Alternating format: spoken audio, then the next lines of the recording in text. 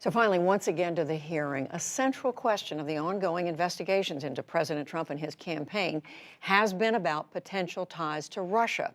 Cohen offered some details about actions of campaign advisors during the 2016 election. Mr. Trump knew from Roger Stone in advance about the WikiLeaks drop of emails.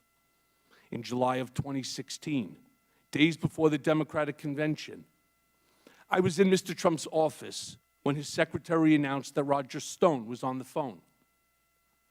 Mr. Trump put Mr. Stone on the speakerphone. Mr. Stone told Mr. Trump that he had just gotten off the phone with Julian Assange, and that Mr. Assange told Mr. Stone that within a couple of days, there would be a massive dump of emails that would damage Hillary Clinton's campaign. Mr. Trump responded by stating to the effect, "Wouldn't that be great?"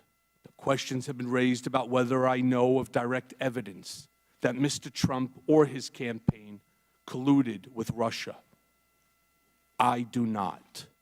And I want to be clear, but I have my suspicions. Do you have reason to believe that the President explicitly or implicitly authorized Mr. Stone to make contact with WikiLeaks and to indicate the campaign's interest in the strategic release of these illegally hacked materials? I'm not aware of that. Was Mr. Stone a free agent reporting back to the President what he had done? Or was he an agent of the campaign acting on behalf of the President and with his apparent authority? No, he was a free agent. A free agent that was reporting back to the President what he had done? Correct. He frequently reached out to Mr. Trump, and Mr. Trump was very happy to take his calls. It was free service. Roger Stone says he never spoke with Mr. Trump about WikiLeaks. How can we corroborate what you are saying?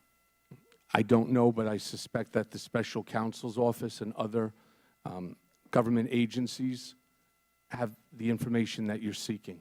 Are you aware of anything that the President has done at home or abroad that may have subjected him to or may subject him to extortion or blackmail? I am not, no. Are you aware of any videotapes that may be the subject of extortion or blackmail? I've heard about these tapes for a long time. I've had many people contact me over the years. I have no reason to believe that that tape exists. So coming back to you, Yamiche, listening to all this, did we learn anything new about legal implications for the President with regard to the Russia investigation?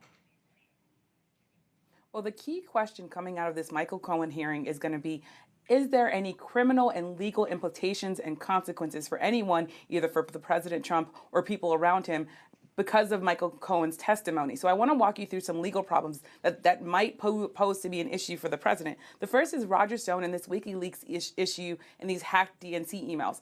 Right now, if the President was possibly directing Roger Stone to work with illegally hacked information, that could prove to be a criminal problem for President Trump. The other thing is this Trump Tower Moscow project. Now, the President has said over and over again that he didn't have business going in with Russia during the campaign, but in fact, this could be part of what could be a case about collusion because he would have had a business interest for working with Russia. The other thing I'll talk about briefly is the Trump Tower meeting with Donald Trump Jr.